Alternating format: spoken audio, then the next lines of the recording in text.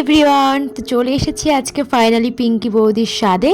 কালকে তো তোমাদেরকে বলেইছিলাম, কালকে মেহেন্দি পড়াতে গেছিলাম, তো এসে দেখি আমাদের এখানে পুজো টুজো যেগুলো করে সেগুলো হয়ে গেছে।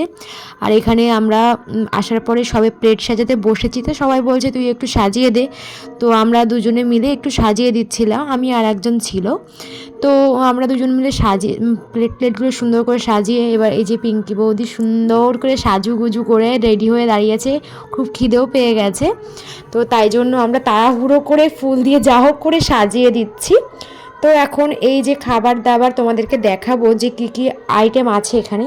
এটা হচ্ছে ডাল, এটা হচ্ছে চিংড়ি পটল, এটা হচ্ছে চিংড়ি মাছের মালাইকারি, এটা হচ্ছে মাছের একটা রেসিপি, আর এটা আমের চাটনি, এটা পায়েস, আইসক্রিম আর ফল, আর এপাশে মিষ্টি আছে, আর এটা ভাত, 5 রকম ভাজা যেগুলো থাকে, পাঁপড় টাপড়।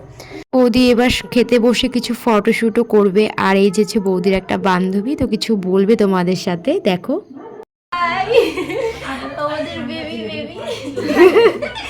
বলো বেবি, এখানে অনেক কিছু আছে।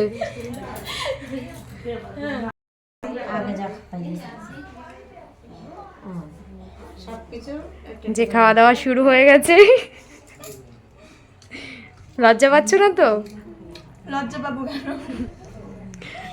সব খেতে হবে, হ্যাঁ, সব জিনিস অল্প অল্প করে ছোঁয়াবে।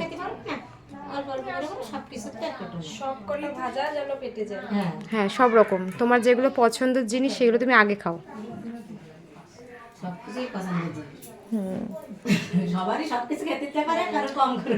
হ্যাঁ, ও পিঠে পিঠে করেনি,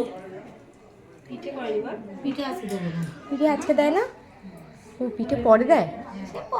তোমরা সবাই একটু কমেন্ট করে জানিও যে বৌদির হাতের মেহেন্দিগুলো কেমন কালার হয়েছে আর মেহেন্দিটা কেমন হয়েছে।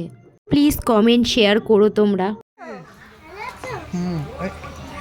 যখন তখন ব্লগার নিয়ে চলে আসবে